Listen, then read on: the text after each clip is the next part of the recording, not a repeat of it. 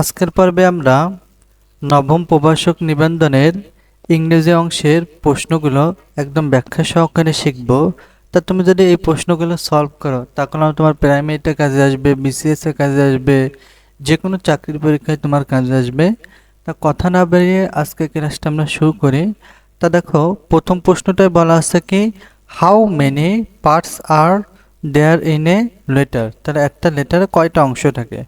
তা আমরা জানি কি একটা লেটারে কলম 6টা অংশ থাকে। এটা দেখবা কি চিঠির উপরে, লেটার বা চিঠির উপরে কলম আমরা প্রেরকের ঠিকানা বা তারিখ লেখে এই সমস্ত জায়গায়। তারপরে এখানে কি ডিয়ার দিয়ে শুরু করি, মানে সম্বোধন। তাহলে এই হলো কয়টা? 2টা। তারপর হচ্ছে আমরা মূল বক্তব্য লিখি, এই হলো কয়টা? 3টা। আর শেষের দিকেও লিখি যে আর নয়, ভালো আছো, এরকম লিখি না, সেটা হচ্ছে সমাপ্ত সম্ভাষণ। তাই হয়ে গেল মোট কয়টা? 4টা। তারপরে কলম আমরা আমাদের নাম লিখি বা স্বাক্ষর লিখি, হয়ে গেল 5টা। আর তোমার যদি কোনো নথি বা কাগজপত্র থাকে এক্সট্রা লেটার সাথে যুক্তি করে দেওয়ার জন্য, তাহলে কম সেটা আমরা ওইখানে লিখে দিই। ঠিক আছে, এই হলো 6টা। তাহলে how many parts are there in a letter, অ্যান্সারটা হবে 6। আমরা 2 নম্বর প্রশ্নটা আসি।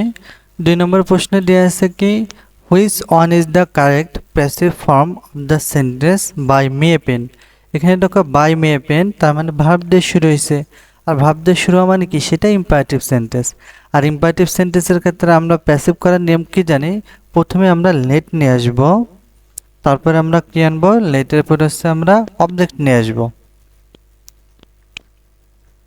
তারপরে আমরা বি নিয়ে আসবো, তারপরে মূল ভার্বের ভিত্তি, তারপর প্রিপোজিশন যোগে সাবজেক্টটা বসবে। ঠিক আছে, তো এরকম আমাদের রুলস ছিল, তারকে এই রুলসটা আমরা অ্যাপ্লাই করি। তাহলে প্রথমে আমাদের আসবে কি, প্রথমে আসবে আমাদের লেট। তা লেট নিয়ে আসলাম, এ পেন আসবে, এরপর অবজেক্ট কি, এ পেন না, তাহলে এ পেন আসবে। কিন্তু এখানে কি এ পেন আছে? নাই ভাই, তাহলে কাটা। এখানে কি এ পেন আছে? নাই ভাই, তাহলে কাটা। তাহলে খ আর গ হতে পারে। তাহলে কি লেটে পেন, তো লেটে পেন হলো এইটুক, ঠিক আছে, এটাও ঠিক আছে, এইটাও ঠিক আছে। তারপর দেখো আমরা বি নিয়ে আসবো, এই যে বি এইখানেও আছে, এইখানেও আছে। তারপর মূল ভার্বের ভিতরে বট এইখানেও আছে, এইখানেও আছে।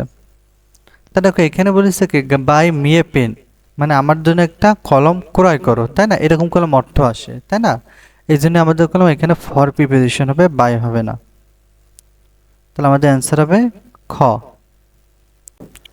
Select the correct linking word to fill in the gap. Read attentively dash you should fail in the examination. তো মনে রাখবা, যদি কখনো লিস্ট থাকে তাহলে শুড বসে, আবার শুড যদি থাকে তাহলে লিস্ট বসে।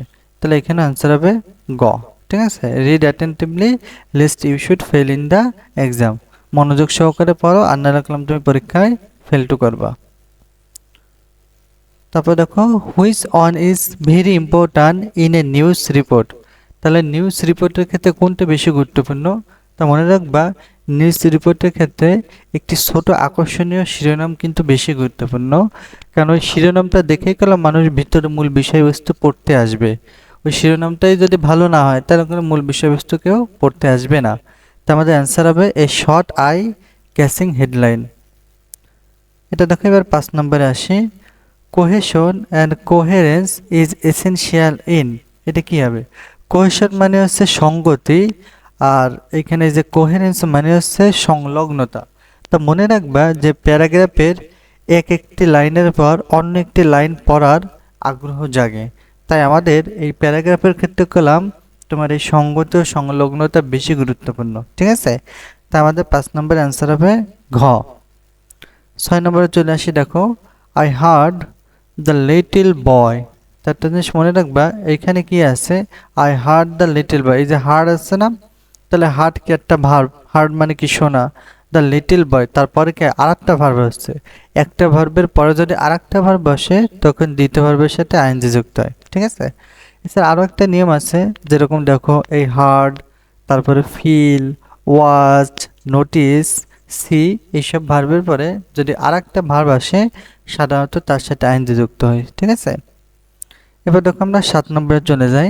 Select the correct Bangla translation of there is no room in the bench. দেখো দেয়ার ইজ নো রুম, এই নো রুম শব্দের অর্থ কি? নো রুম শব্দের অর্থ হচ্ছে খালি না থাকা বা জায়গা না থাকা। ঠিক আছে, তাহলে there is no room in the bench, তাহলে বেঞ্চে রাখার কোনো জায়গা নেই, এরকম একটা অর্থ আসবে। তাহলে অ্যান্সার হবে গ। 8 নম্বর চলে আসি, দেখো ডু নট রান ড্যাশ ডেপ্ট, ঠিক আছে। এখানে রান মানে করলাম দৌড়ানো না, ডেপ্ট মানে হচ্ছে ঋণী, তাহলে এখানে রান মানে কি ধার করার পথে যায় না, এরকম একটা অবস্থা। তা রানের সাথে সাধারণত ইনটু বসে, ঠিক আছে। তাহলে ডু নট রান ইনটু ডেপ্ট, ধার দেনার পথে যেও না। এবার আমরা 9 নম্বর প্রশ্নটা সলভ করব। তা দেখো 9 নম্বর প্রশ্নে বলা আছে কি choose the correct sentence, he lives here for 5 months, he is living here for 5 months, he has living here for 5 months, নাকি he lived here for 5 months।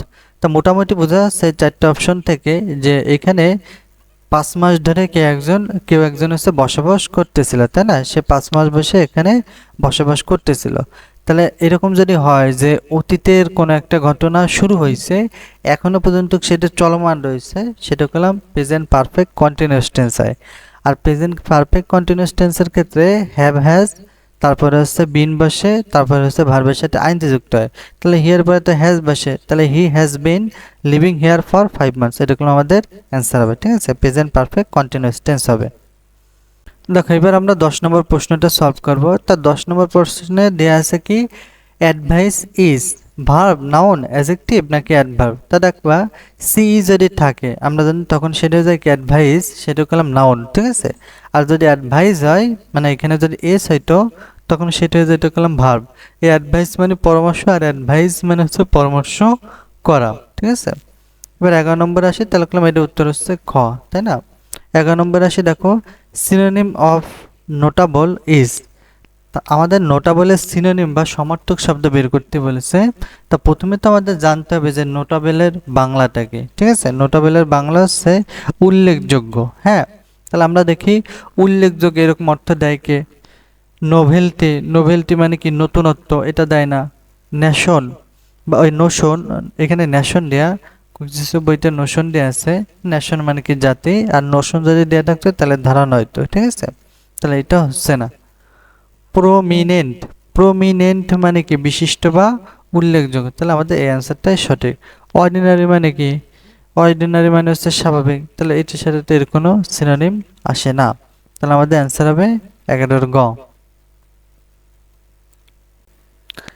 Select the correct English translation of the boy takes after his father। তা দেখো এই take after আর look after নিয়ে কলম বারবার প্রশ্ন আছে, এখানে দিয়ে আছে কি টেক্স আফটার। তা আমরা জানি কি টেক্স আফটার মানে কি মতো, লুক আফটার মানে কি দেখাশোনা করা, আর টেক্স আফটার মানে কি অনুরূপ বা মতো হওয়া।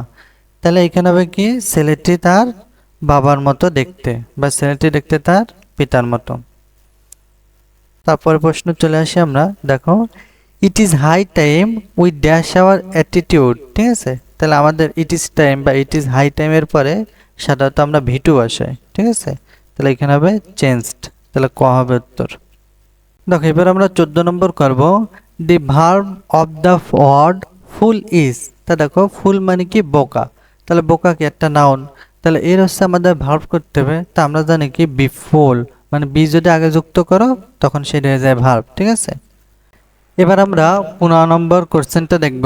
তা 15 নম্বর কোশ্চেনে বলা আছে কি what you to do last night. এখানে দেখো what you to do last night, এখানে লাস্ট শব্দটি আছে না, লাস্ট কলাম অতীত নির্দেশক শব্দ, আর যেহেতু লাস্ট আছে তাই আমাদের এটা কলাম পাস্ট ইনডিফিনিট টেন্স হবে বা পাস্ট টেন্সে হবে, ঠিক আছে।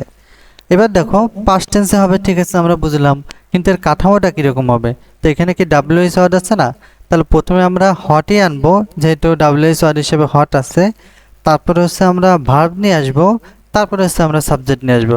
আমরা কলম এরকম বলি did you do the work, এরকম কলম আমরা বলি, আমরা কলম বলি না যে ইউ ডু দ্য ওয়ার্ক। আমরা ইন্টারোগেটিভ সেন্টেন্সের ক্ষেত্রে এরকম বলি না ইউ ডু দ্য ওয়ার্ক, আমরা বলি কি did you do the work, এরকম কলম আমরা বলি, ঠিক আছে। তাহলে প্রথমে কলম আমরা ভার্ব নিয়ে আসি, তারপরে হচ্ছে আমরা সাবজেক্ট নিয়ে আসি। তাহলে এখানে আগে সাবজেক্ট নিয়ে আসছে, এটা কাটা, ঠিক আছে।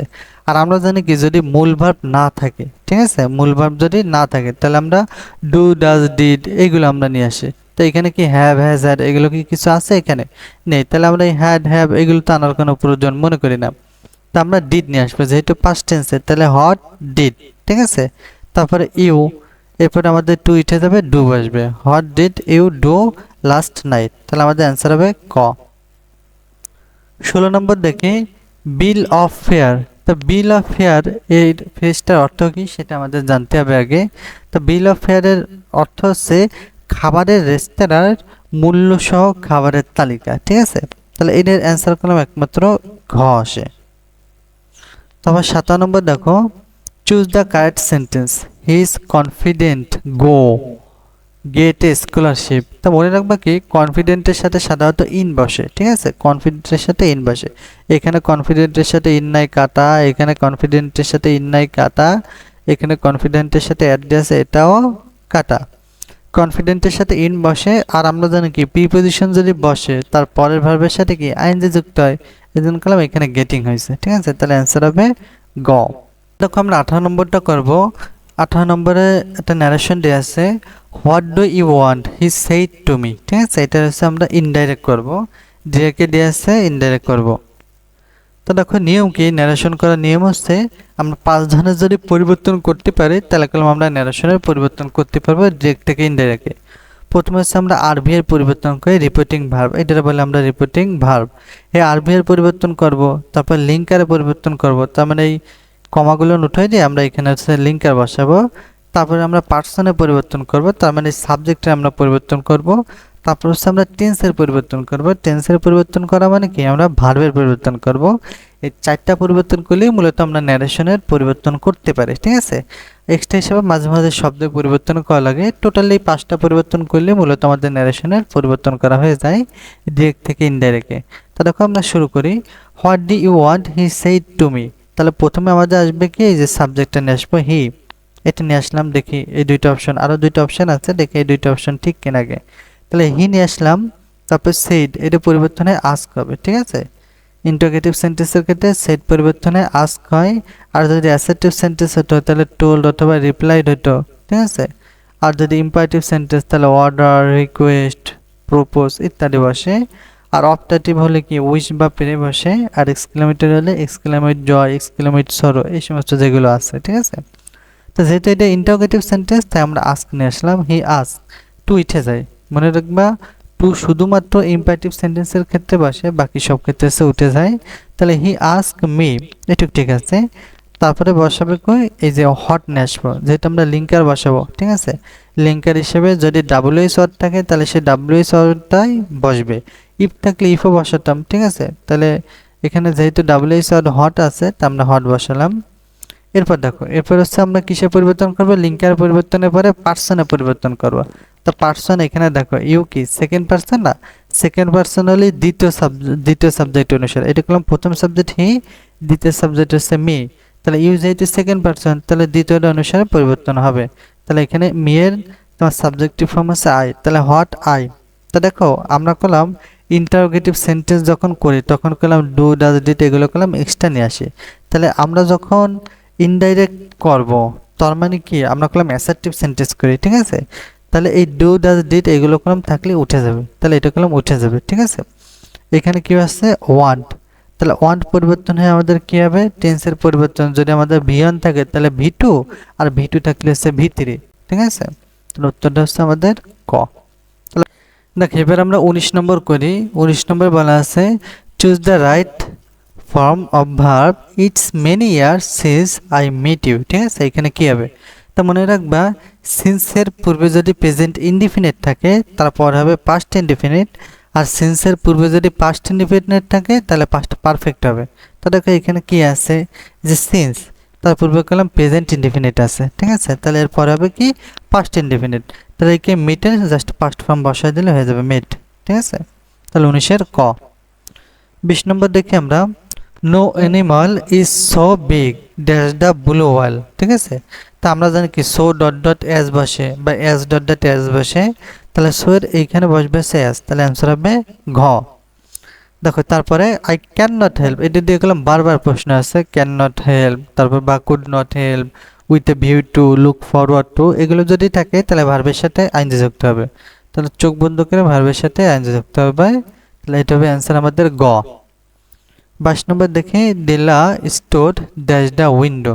দেখো এখানে কি পাশে বোঝাতে হচ্ছে বাই ব্যবহৃত হয়, স্টুড বাই মানে কি তোমার জানালার পাশে দাঁড়িয়েছিল, ঠিক আছে, বা দাঁড়িয়ে আছে। এখানে দাঁড়িয়ে ছিল স্টুড ডে আছে, তাহলে কি দাঁড়িয়ে ছিল, তাহলে অ্যান্সার হবে আমাদের ক, 22-এর ক। এবার আমরা 23 নম্বর করব। তা দেখো 23 নম্বরে বলা আছে কি the adjective of the word humanity. এখানে হিউম্যানিটি কলাম নাউন ফর্ম, আর এর অ্যাডজেক্টিভ ফর্ম হবে হচ্ছে হিউম্যান। তো এটা মনে রাখবা, এর অ্যাডজেক্টিভ ফর্ম হচ্ছে হিউম্যান। 24 নম্বরে আসি, দেখো he divided the money dash the two brother.